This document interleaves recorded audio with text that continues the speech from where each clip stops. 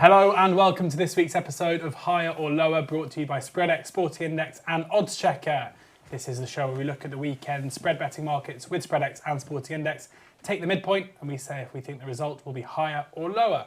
I'm your host, George Elek, and I'm delighted to be joined as we get into the business end of the season and the business end of this competition. Yeah. It is Dan Worth from WhoScored and Jack Wright. Hello. Guys, Yeah. what happened last week? Not good for the two of us, but all right for you. I was mid-table. Can you put some numbers on it? Yeah. 6 for you, Nice. And and one then for you. 3 for us combined. Just to say, because you're making it sound like you got zero. You didn't get zero. No, not yet. I believe yet. no one has got 0 Yeah. as of yet. But And I there have went been two, close. and there have been 2 8s. Been 2 8s shared across the three of us, Yeah. and a 1 from me this Okay. weekend just gone. I think I got a 2 a couple of weeks ago, didn't I? When Yeah. Sam did my picks. Yeah. So from what I can glean in the overall leaders, we've got Jack top on 58%, me second on 58%, and you down on 56. Yeah, that's right. Were you not on 56 last week? I think we need to look at this. Yeah. You got 1. You got 1 out of 8. And you That's stayed a on yeah. 56. I mean, no, they are true, but we're approaching like 200 picks so far this season, so volatility is pretty low. Anyway, I mean, I wanted to dig down into the detail of this, why I'm beneath Jack on 58, and it's because of the decimal points. Is what 58.29 plays 58.16. Yep. Some title races, Yeah, it is. Unbelievable. isn't it? Yeah, everyone should be talking about this rather Well, than they will be Premier after League. they now know Now they how know. close it is. Yeah, It that's had to fair be brought to their attention. enough. I was so nearly going to be absolutely fuming if you'd got your Manchester United supremacy one up after what would have been Well deserved. It was. one of the most undeserved wins, but It thankfully, was the longest rope-a-dope I'd seen. yeah, thankfully Lady Luck was not smiling down. It did not. It frowned. And Brentford got a very last minute, a 99th minute equaliser. Anyway, let's get into the football. Going to start with Friday night live on Sky in the Championship. Rotherham not quite yet relegated, having beaten Millwall 2-1 on Monday. They host Plymouth Argyle. Argyle having sacked their manager Ian Foster in midweek, with Neil Dewsnip taking over for his second caretaker spell of the season so far. We're looking at the supremacy market here with SpreadX. This is the total amount of goals that the favourites will win by. And this is Plymouth over Rotherham. So the away team here are the favourites. 0.45 is a midpoint. So lower is Rotherham or draw. Higher is a Plymouth Argyle victory. 3, 2, 1. Oh, All of us agreed, All of us agree. on Rotherham. yeah. Why don't you lead us off, Jack? Why wouldn't you support Rotherham in this one? They've been excellent all season. Not have they? They've been very, very poor all season. They've kind of been down for some time now, although not mathematically, as we said, but possibly this weekend. Only 4 wins all season, but all at home. So if we're going to be on to small mercies, that's the one. I just found this one a tough one to support Plymouth and only Plymouth. So to have 2 results on side. I think sometimes as well, Rotherham are kind of in that position now where they know they're down, and possibly you're then going to be getting some players that are wanting to stay and playing for their places. Liam Richardson putting together a squad now which will look to bounce back next season. I think it's kind of that bit of clarity, really, although it's not mathematical, is now in place where they can start looking to properly prepare for next season. So, as you say, Plymouth are in free fall. They did sack Ian Foster after that defeat to Bristol City. A little bit unfortunate in their last away game, which was at Norwich. I saw them at close hand. Could have actually could have gone 2-0 up and then should have done. But then we're probably second best after that. They were second best, yeah. But ultimately they had a couple of very good chances as well. But that's probably why they're in the situation that they're in, because they're not taking those chances. They're relying on a couple of players to score the goals, and they've struggled on their travels. So, regardless of who's been in charge, only 2 wins across the campaign away from home park makes it a tough call to back them even against Rotherham. But I say I've seen Rotherham a few times at home, and they have the ability in them to make it very tough for sides. They did beat Norwich. I watched the game against Ipswich as well, where it looked like they were going to win, then looked like they were going to throw it away, and then still managed to salvage a draw from it. So they've got the fight in them. They've got a couple of players who can score goals in this kind of fixture, I think. So for Plymouth, it's a case of what we're going to get from Dewsnip coming in. His 4 games in charge. One thing was certainly across those was there was goals involved, wasn't there? So 3-3 draws, a 2-2 draw, and a 2-1 defeat at Southampton across there. So no wins in that initial part in charge. What do you make of the fact that he's effectively appointed himself to a certain extent? It's interesting. He was asked about Neil Warnock in the press conference, and it was quite a weird answer. He said that his brother lives in Aberdeen, and maybe they should ask his brother what he thinks of Neil Warnock, which was, given he's, I think, a friend of the club, it was an interesting way to approach it. Yeah. I don't know, really. Like, I think part of the frustration with Ian Foster was both his unwillingness to kind of buy into the whole ethos that Argyle had created under initially Ryan Lowe and then under Stephen Schumacher, and at least Dewsnip was part of that and has a lot of credit in terms of building that. So there should be a return back to the kind of ethos and the mindset of what they saw before. Yeah. Having said that, he's not someone who's necessarily got a wealth of experience doing what is needed in this job.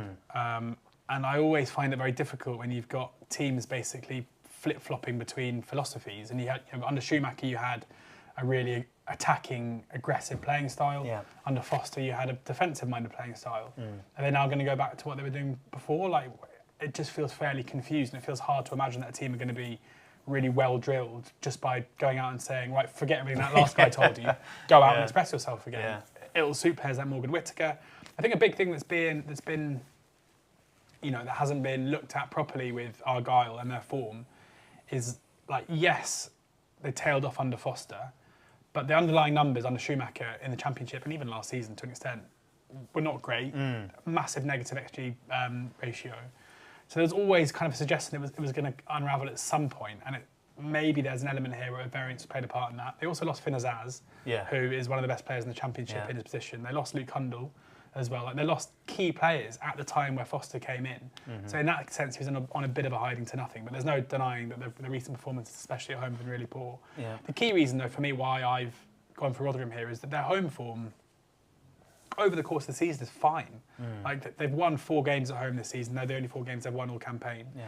If you look at the teams they've played from 16th down, they've only lost 2 of those games against Stoke and against Rotherham. They lost Stoke and Wednesday, and they lost both of those games by a solitary goal. Like, at home against poorer teams, Rotherham aren't the whipping boys that they are away from home against anybody. And Argyle, until we see anything different, have to come under one of those poorest teams. So that's my thinking here. Dan? Yeah, not much to add at all. Like, it was Plymouth's away record really for me, and the fact that both of these teams are not great, and so the kind of getting the draw on side, as we basically say every time, it's quite tight in the supremacy market, is a big plus. So, yeah, Rotherham, I think. Rotherham, you think? Well, draw. Or a draw, okay. That was compelling. From Rotherham, I think, to Norwich, maybe. We have the Old Farm, the early kickoff on Saturday. This man here is going to be quite nervous and biased, I'd have thought. Aggressively biased in this one. Luckily, Dan hasn't picked the supremacy market, but he picked total goals market, so the total amount of goals scored in this game. Horrible line, this one.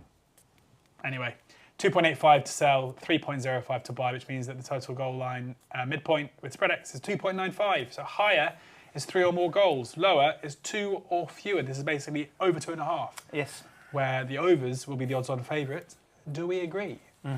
3, 2, 1. We do. You don't.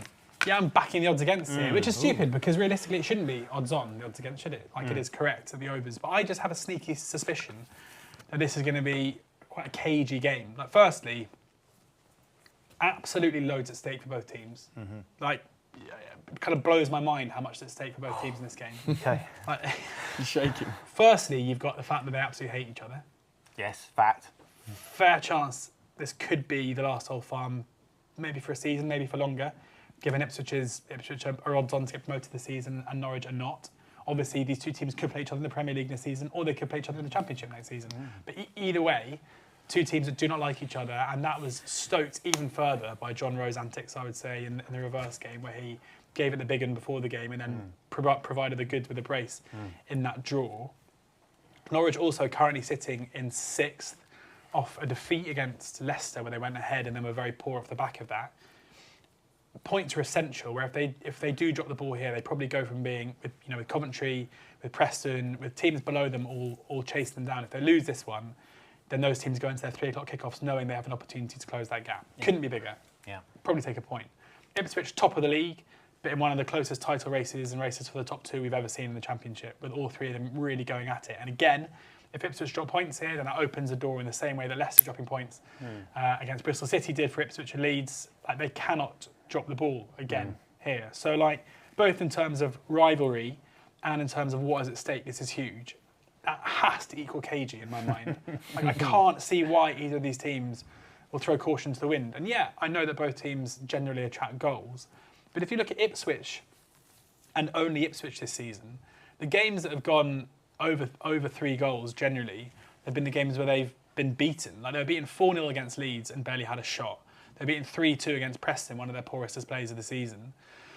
Apart from that, like, they beat Millwall on the road 4-0, but like, their games are like at Portman Road, their games are absolutely crazy. Yeah. Away from home, their games are like fairly cagey and low margin. Like, you look at the Cardiff game recently where they scored with 10 minutes to go and conceded twice in injury time. Yeah. You look at their win last time out against Blackburn where they went ahead early and then kind of shut up shop and lived on the edge a little bit with Hadley making big saves. So, yeah, a cagey, low-scoring game is the way that I see this, with loads and loads of bite in it, which should make it a bit of a stop-start affair. We'll leave the Norwich fan till the end so he can mull that over. Dan, why do you think there's going to be loads of goals, beyond the fact that you just love goals? I do love goals. Well, I was going to say, are you saying that they'll have to wait till next season because they're not going to meet in the playoffs, these 2 teams? That's a great question. So it could be both. Either their last time they played each other for a while, or the last time they played each other for 4 weeks. Yeah. We'll have to wait and see. Oh, how good would that be in the playoffs? That's interesting. That'd be not for you, I know. I guess that is the likeliest scenario. Yeah. Yeah, potentially is. That's very exciting for us too. It is. Enjoy that prospect. Yeah. How many days until these 2 teams play each other again, higher or lower? Yeah, that's a very good question. That's a great market. Thanks. I've kind of ignored the fact that it could be tight and that last time was a draw, and just gone for the fact that both these teams love to score goals. They love to score them. I love to watch them. Perfect match for this game. Also, Josh Sargent. I feel like he's just going to score in every home game for the rest of his life, isn't he? Yeah, I think so. That's probably sustainable. Yeah, I think it is. Norwich have got 3 players that have scored more than 10 goals. That's quite a lot to boast. Impressive. And obviously, Ipswich have Broadhead and Chaplin, they both scored 13. So, yeah, I don't know. Both these teams like to score. Why wouldn't that happen this weekend? Right. Why won't that happen? I mean, why? No, why will that happen? Why will that happen? Yeah. Well, I too am grateful that you went for the goals market rather than the supremacy market. So, I get where you're coming from. Pretty much agree with your take on the game, and Ipswich games at home have been chaos. So, not so much so away from home, which was a little bit of a detrimental factor for me. But I just feel with this one, this depends. My thinking behind it depends on there being a goal probably in the first hour. If there's a goal in the first hour, I'm pretty confident that there'll be 3 or more. The closer, if it were to get to the latter stages and it be tight, then I think both would be getting the contracts out and signing for a draw. But I've seen Norwich defend a lot, and it's not pretty. And I just feel that they can get at Ipswich, and this a lot depends on how Wagner sets up. If he goes for it as he has done in home games, then this should be a very exciting watch, and there should be plenty of goals in it. If he goes that more pragmatic style like he did at Southampton at home, then it won't be, and you'll be quids in. But do you not think, like, in my mind, he would be mad to take the game to Ipswich, because Ipswich have shown over the course of the season how good they are in games that develop that way.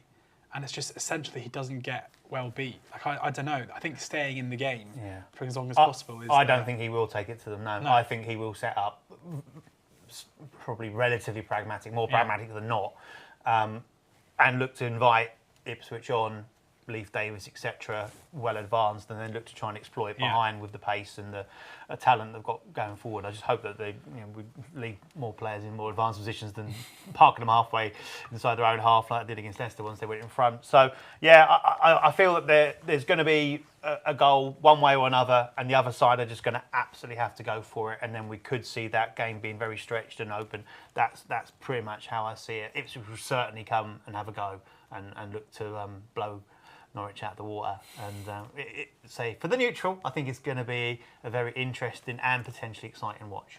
Love it. Right, we've gone basically overtime for the whole show on the 2 championship games, as is always the way, the best league in the world. But time to get into the Premier League. Crystal Palace hosting Manchester City. City fresh off that 4-1 win over Villa on Wednesday night. We're looking at the supremacy market again here with Spread X with City. The favourites, 1.5 is the midpoint, 1.4 to sell, 1.6 to buy. So selling is City winning by a goal or a draw or a Palace win, and buying is City to win by 2 or more, 3-1. Thought it might be Sweep. Yeah. Jack. I actually changed my mind on this one. I was a bit concerned that it was a recency bias, but this week is certainly. If I think it was last week, I might have been inclined to take a narrow City win by a goal. But I think that Palace performance midweek, which was very, very poor, and Glasner said as well, much the same, that he's very concerned by what they've got in forward areas. XG of 0.11 against Bournemouth. Not pretty at all. Only one win for Glasner since taking over. That was his opening one. That was against Burnley, and Burnley were in a bit of trough of form at that particular time. And only 3 sides have scored fewer than their 34 goals. So I just think Man City, especially with that confidence of last night, will take this to Palace and look to get the job done as well. Of course, they've got a massive game against Real Madrid coming up. So I think they'll want to be getting into that situation where they'll try and make this a comfortable game. Interesting for me was obviously last night Foden was in that central role, which he has clearly stated he prefers, and Alvarez instead of Haaland. My question to you guys is, will Pep continue that process, or was that literally a planned rotation and it'll be back more to the norm this time? Because I think, personally, City actually look better and more threatening with that setup that they had last night. What do you reckon? Yeah, I agree. I just think it's impossible to answer that question because Pep is just an enigma and he'll just do whatever he wants. No, it's possible to answer it, you just might get it wrong. Yeah, I probably will get it wrong. I think he'll go with Alvarez. Okay. Yeah, I think I agree with you. I think City probably look better with Alvarez and a lot nicer on the eye anyway. But yeah, I think I'll go with Haaland.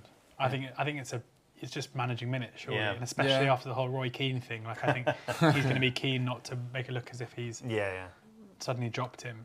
He'd do well in pretty much any League Two side, I'd imagine. Haaland. Yeah. Interesting. I think. Yeah, well, he can kind of do it all, can't he? Yeah. Like you'd stick him into a long ball side, he'd hold it up well, stick him in a nice footballing side. He's obviously pretty good at that. Yeah, I agree. I think City are kind of turning the screw now, and they're just so good at when they get ahead, and they invite teams like Palace who have to come out a little bit. They just pick them off so comfortably. So, and I was amazed by Villa looked so leggy last night. City were able to kind of coast through the game without really exerting too much, and they were able to take off Foden, take off Rodri, take off key players early in the game to manage their minutes as well. So. Do you think Glasner's got his kind of identity in Palace yet? Was it because his general style is to be quite intense, quite aggressive against high wing backs? No, I think he struggled to implement that early doors. But it wouldn't surprise me if that's the case all season, and then we see a different Palace early next season. Like I think it's always quite handy when you come in. They're pretty much safe. They're not quite safe yet, but they're pretty much safe. And if he can come in and just oversee the squad and kind of learn rather than having to tear it up and implement what he wants mid-season, that's probably the better way to do it. They do like to play with those high. Well, he does like to play with those high wing backs, doesn't he? So if he does go down that approach, I think that could be quite. Which again is part of the reason why I've gone for. I think that the City can well and truly pick him off. Yeah. Let's stick with this game. Stick with Spread X, but go to the first match goal market. 32.5 is midpoint here, so lower is an early goal, basically in the first half an hour. Higher is a goal after the 32nd minute, the first goal that is in the game. So we want it to be 0-0 after 32 minutes if you want to go higher for this one. 3, 2, 1. On my own. This is partly, having said I think City are going to win by a couple, it's partly just because of the way I think the game's going to play out, where we just said Glasner clearly likes, at the moment is Palace side are pretty defensive first. They're going to set up to frustrate City, and they might do it quite well. They're not conceding many goals. That was been the case for quite a long time with Palace. Whereas City, even though they scored early last night, like their trait under Pep is to kind of rack them up in the second half, I would say, when the game opens up. So even though I think City will win this and win it well, it wouldn't be a huge shock to me if we're still on as even after half an hour.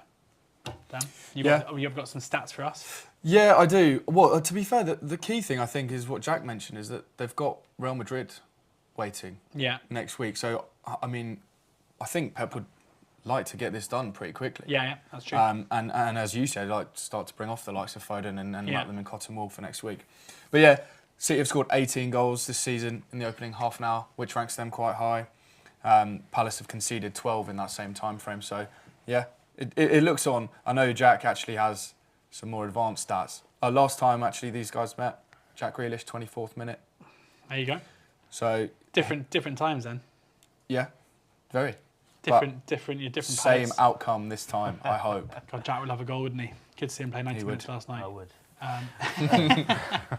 Why are you going over? Yeah, it's a tight one. I think you're going under. I'm going under. Lower, yeah, it's a tight call. So much so I didn't even write it in my notes. So kind of. You had no idea. But I did want to do a little bit extra notage this morning. So 8 of City's last 9 competitive away games have seen lower than the line. But looking solely in the Premier League, their last 5 have all seen lower scoring. In fact, 7 of their last 9 have done as well. Those away games, those last 5, very, very closely packed together, actually. So if you can get a very more kind of close line, get on it. Liverpool, Bournemouth, Brentford, Newcastle and Everton, the last 5 away games. The first goal scored in that game, 23, 24, 21, 26, 29. So very, very, very close to this line. All under, but say all around that 20th mark, which is very interesting. That's a common theme throughout the course of the season so far.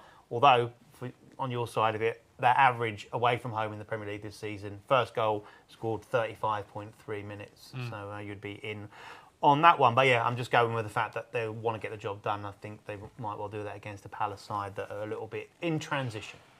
We shall see. We will. Sporting Index in Brighton versus Arsenal have total goal minutes as 158 to sell, 173 to buy. So the midpoint is 165.5. This is the total accumulative time goals are scored in the game. So if you're going higher, you want loads of goals and late goals. Lower, you want few goals and early goals. 165.5. Brighton versus Arsenal. Higher or lower? 3, 2, 1. Pass me on my own. You're on your Classic. own time. Yeah. I am shocked. I can't believe it. Yeah, me too. I got a bit burnt last week as well with goals. Well, with everything, but with the goals markets. I can't remember which one it was. All of them. Basically all of them. Fine. What was your one you got right? It was the goal minutes in Brentford actually. There you go. Oh, so I didn't get burnt. No. Oh right. Well, now I'm very happy with my pick. And I'm going to do okay. Goal minutes was quite high at Bolton on Monday, wasn't it? Yeah, I would have thought so. Oh. Yeah. Oh. I don't know who they played, but it was on Friday. It was 5-2. It was, I think. Yeah. No, that was Monday. Was it? Yeah. No, it wasn't. Monday. Yeah, we beat Northampton on Friday. Oh yeah, you're right. Well, but yeah, very high. Well done to Bolton. Then much better than Reading. So, best of luck to them.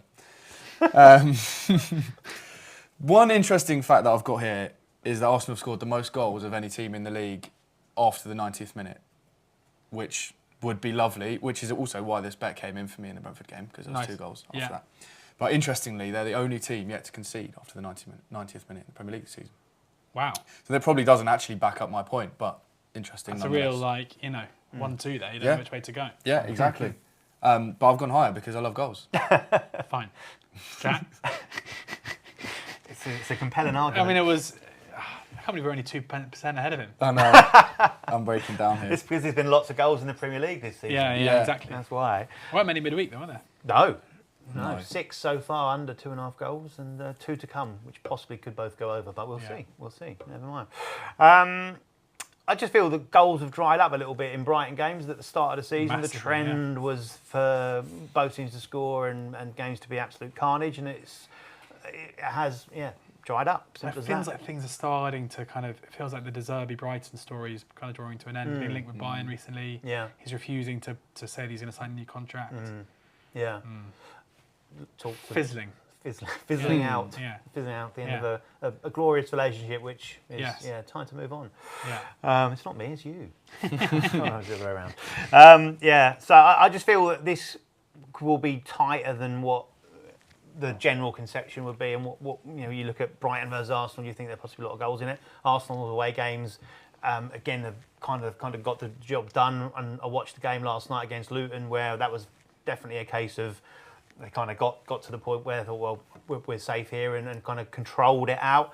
And also there was a fair amount of rotation in there as well, which made it a little bit disjointed. And the other side of it is if they're getting in a comfortable position, taking those key players off, as I said, Rapid and Cottonwool, they've got a big game against Bayern Munich coming up, and we could see that situation as well. And so Brighton are just a misfiring a little bit at the moment. They had lots of shots against Brentford last night, a lot outside the area.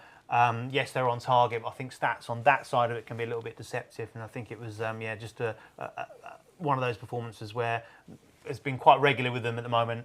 You kind of get a lot of the ball, but not a lot of cutting edge, and the goals have been a lot lighter. So with this being a high number as well, I'm happy to take the low road. Yeah, I'm with you. I think in these markets, I always quite like it, where you've got a team like Brighton, where all the goals market's always going to be high when Brighton are involved because of their history and because we know their outlook. Even though, as you say, they've kind of dropped off recently. But they're playing against an Arsenal side who just don't concede chances and don't concede goals. And that's essential. Like, as good as Brighton might be, or as good as De Zerbi might be, and as much as their philosophy might be attacking, when you're up against Arsenal, you heard Rob Edwards talk about it last night after the game. Like, it's just impossible. Like, they're so good defensively. In Saliba, they've got arguably the best centre-back in the league alongside Van Dijk. In Gabriel, they've got arguably the most underrated centre-back in the league. So, like, it's phenomenal what they do. And I'd be surprised if Brighton cause them too many issues. And if they don't, then for 165.5, you're factoring in a lot of Arsenal goals to get to that line. So, yeah, I'm happy to go lower. Yeah, how many times did you watch the Rob Edwards interview last night? Several, I'd imagine. It's actually on right now. I've got Oh, yes. Yeah, that's why I've got on there. I've got all my notes here. United Liverpool next up. A game between two sides that aren't mad keen on each other, although one has slightly left the other one behind in the last decade or so. We're looking at the supremacy market here at Sporting Index.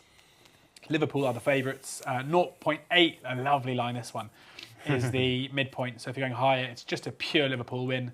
Lower, it's United or draw. We have come a cropper on this show many times in these big games for United of just casually laying them, and then they come and they get a win or a draw. What are we going to do this time?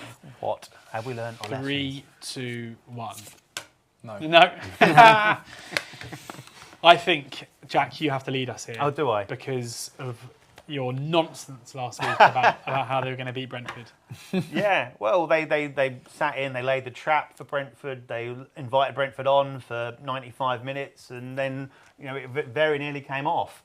They were awful, weren't they? It was an absolutely horrific display, and I got it very, very wrong, and sometimes that does happen. Don't beat yourself up. I didn't. I won't. Stop it. And I move on. Stop it. I'll move on. Erik ten Hag admitted the performance was terrible. He described it as the fact that their opponent showed more passion, more desire, and more determination than them, which I think is probably one of the worst criticisms you can have as a professional player, that you're just not really turning up. If that was the case against Brentford, then we know Liverpool have that in abundance. You'd expect... It's tough to predict what you're going to get from Man United. Are they going to go, we're going to roll our sleeves up and we're going to show that we do care, we are going to answer that? Or are they just going to go, oh, well, okay, you might not even be in the summer. So the element for me is that I just can't see Man United getting anything against Liverpool. They were very fortunate in the reverse fixture. The FA Cup tie, again, Liverpool had the better of it and should have closed it out. Had the chances and didn't, and United, as we've seen a few times this season, as you say, play badly and somehow manage to come out on the right side of the result. I don't see that being the case. There was so much at stake for Liverpool. Both teams, obviously, we have to say, play tonight. Yeah. Ahead of after this is recorded. Both with interesting games. Imagine chaos at Man United versus Chelsea, but you would expect Liverpool to be able to get the job done very early, as we've been a bit of a theme in our comments this week against Sheffield United, and be able to then have that game in mind. against United. So yeah, I just feel that Liverpool will have too much, and they will get the job done against their rivals, Manchester United. Yeah, I mean, the line's crucial, like you mentioned. Yeah. Right? The fact it's just a win. it is one of those where United do seem to improve for these games, but I just can't. The way Liverpool are playing right now, they look to me in such good form. Like, this might age terribly. Maybe they're going to get beat at home to Sheffield United tonight, and United can go to Chelsea and win 3-0. If it does, then that line will move, you'd have thought. But either way, I think Liverpool, so important to them. They're the title favourites now. They won't fear United whatsoever. United, every time it looks like a bit of a dawn, it's a false dawn. And they were poor against Brentford and were lucky to get that point last time out. So it's a game between two teams. One of those teams is way better, and therefore I've got to side with that team. Yeah, I agree. And as you mentioned the games tonight, you would think that Liverpool have it largely all their way, and United are probably going to have to slog to get any sort of result against Chelsea. So that's to bear in mind. I am slightly worried that what you mentioned about United rolling their sleeves up, because you'd think that Liverpool at home is the one game of the season where they will do that. The likes of Scott McTominay and, well, I mean, all of them. They should be doing that every week, and they're not. But I would have thought Liverpool is the one this season that they would do that. But I'm with you. I can't see Man United getting a result here. You look at the metrics, you look at the data, and it just there's nothing about Man United that you can look at and go, oh, but they've got this. Like you look at the goals they've scored.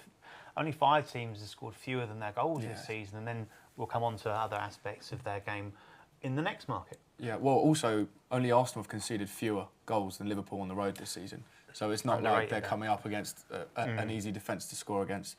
So, yeah, it looks a little bit bleak for Man United, but every week I seem to call United wrong. So they are one of those sides. Mo Salah goal minutes, the second market we're looking at in this game with Sporting Index. The line is 29 to sell, 33 to buy. 31 is the midpoint. Total cumulative minutes, one player scores in. So if you think Salah's going to score, got to hope it's after the half an hour mark. Always scores multiple goals. If you're going higher, if you don't think he's going to score, you've got to go lower. 3, 2, 1. Salah's market. Yeah. You got me. Everyone. Oh, you got me. Well done, Dan. Is it annoying though? If you get this right now, you don't make up anything. Yeah, no, I put this in here because I was like, wow, George will definitely go lower, and that'll be a win for me. Amazing. It's got to be higher, right? Looking at Salah's performance against Man United. How many shots did he score? Sorry, how many shots did he take last time out? I think he had 12 against Brighton, was it? I thought it was 11, but yeah. Either way. I think it was, it was a record, wasn't it? A record in a single game this season. Also set the record for the most touches in the opposition box. Not that necessarily is a correlation, but pretty impressive. We really don't need to talk any more about how many shots Man United. Oh, we do. Yeah, it's a lot. Yeah. Like over 30, I think, or 30 against Brentford. Yeah, it was. I said this when Man United plays City. You cannot give Liverpool 30 shots, of which a fair chunk of that will probably fall to Salah and expect to not concede. Appreciate they did it in the reverse fixture. It's not happening. Salah. Hopefully multiple. Other one lands comfortably, and then this one lands comfortably. Be a full house. Jack? You've got to look at it. Yeah, I hinted at the fact of the other metrics and the fact that this ridiculous shots conceded statistic that United can, and they seem to keep them going higher and higher, don't they? So there was 31 shots against Brentford. Their average is 17.2 per game. Only Sheffield United have conceded a higher average than that. Which is possibly going to continue tonight, to be fair. And also, this is the 4th worst at home, so it's not even just like an away statistic. At home, they're conceding loads as well. And it was over 30 in that reverse fixture that you talked about. Also in the FA Cup tie, it was around about 23, 24, which was at Old Trafford in the 90 minutes. Obviously, it went to extra time, so it was in the 90 minutes there. But we're talking about Mo Salah and his record against Manchester United, which is just absolutely crazy. 12 times in the Premier League, and he scored 10 goals. But what actually makes that more impressive than the bare statistic that it is that he didn't score against United his 5th appearance against them. So it's all been in the back end of his career with Liverpool that he scored those goals. He'd scored in 5 prior to the FA Cup time. I'm sorry, the blank this season, but then put that right in the FA Cup. He scored 3 goals in 2 FA Cup appearances against them. He scored in his last 5 at Old Trafford, which is crazy. 8 goals across that period of time as well. He did have 6 shots in the reverse fixture. 4 of those were on target. Lightner can't strike twice, where he then draws a blank on this one. So I can see similar volume. But with a different end result in that Salah will get on the score sheet at least once. And when you look at his minutes when he scores against Manchester United, over those last 6 games, 90, 133, 107, 81 and 149. Love that. Yeah, that's great. Good. What else can I add? Nothing. Just the fact that it's the guy who takes the most shots in the league against a team who can see the most shots. That's good enough for me. Yeah. Final game we're going to be looking at here is Tottenham against Nottingham Forest. Back to total goal minutes here. It's another high line. 177.5 is the line for this one. Nuno returning to his former club. We're going higher or lower here. 3, 2, 1. Why have I written higher? Don't know, you tell me. Oh, I think I'm going stir crazy at this point of the season, to be honest. Because you keep doing the same thing over and over again. Yeah. All right, tell us why there's going to be over 177.5. That's a high line. minutes, It's isn't it? very high, isn't it? The more you say it, the higher it This seems is to me Nuno as well. Espirito Santo. in Germany. Yeah. Well, last 10 for both these sides. Average goal minutes for Spurs, 140. And average goal minutes for Forest is 59. So, put them together, we've got a winner. Spurs score 63% of their goals in the second half, which I think is the 3rd highest in the league. Plus, the goal line for this game is, the midpoint is 3.5, so suggests... Well, that's part of the reason why the line is high for the thing. Exactly. Now, you can't use that as a reason why. I can. 4 goals, and... That's mad. Right, so let's say there's going to be 4 goals. Yeah. And recently, Spurs have been a bit tighter in the first half. So I'm suggesting that all of those 4 goals the 2 will come lines are later on. linked. Right, okay. Yeah. Fine, okay. It would be absolutely mad if the total goal minutes line was 177.5 and total goals line was like 2.5. 4 goals in the first 10 minutes. Yeah, but I'm drawing a little bit of confidence from the fact that goal line is suggesting there'll be 3.5 goals. So I'm not stupid crazy, because that's what I'm trying to tell myself right now. Right. After going higher on this ridiculously high line. Okay, Jack? I expect Forest to sat with a low block, look to play on the counter-attack. I watched both these sides in midweek, actually, luckily, because they played spread over the course of the night. Forest were excellent in the first half, but that was basically playing on the counter against Fulham, who kind of gave them that real opportunity to do that. And I watched Spurs really struggle to break down that West Ham low block, and so I expect a similar situation here. Simple as that, really. And the other stat that leapt out at me was just how few goals Nottingham Forest have conceded in the final, well, in essence 15 minutes, but from 75 minutes until the end of the game. Away from home in the league this season, they've conceded just 6. Oh, sorry, there's been just 6, not just conceded. I think they've scored 1 and conceded 5. So a tiny, tiny number. And that's simply the basis on this one, is that I think Spurs might struggle to break them down. There's a little bit more confidence in Forest now after the last couple of games. Love that. Yeah, I also think that Spurs are one of these teams where the association with them is high scoring games with under Ange. And of course, they're attacking, but recently their games haven't gone mad as well.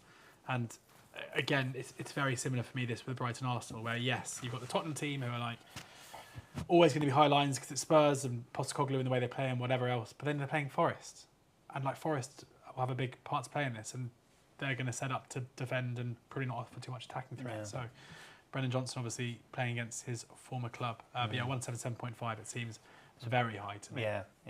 Right, there we have it. That is this week's Higher or Lower, brought to you by SpreadX, Sporting Index and oddschecker. If you haven't got a Sporting Index account or a SpreadX account, have a look in the description below and click for a new customer offer. T's and C's do apply. You can find it in that link, and do remember that losses can exceed your initial deposit. They've got all your spread betting needs for all sports up on there. And of course, if you look at oddschecker for the fixed odds stuff, you can find everything that you need there too. And WhoScored will provide all the stats ammo you need for your football betting ahead of the weekend. Thank you very much to Dan. Thank you very much to Jack. Thank you. We'll be back again next week. But in the meantime, enjoy the football, and please do ensure that you gamble responsibly.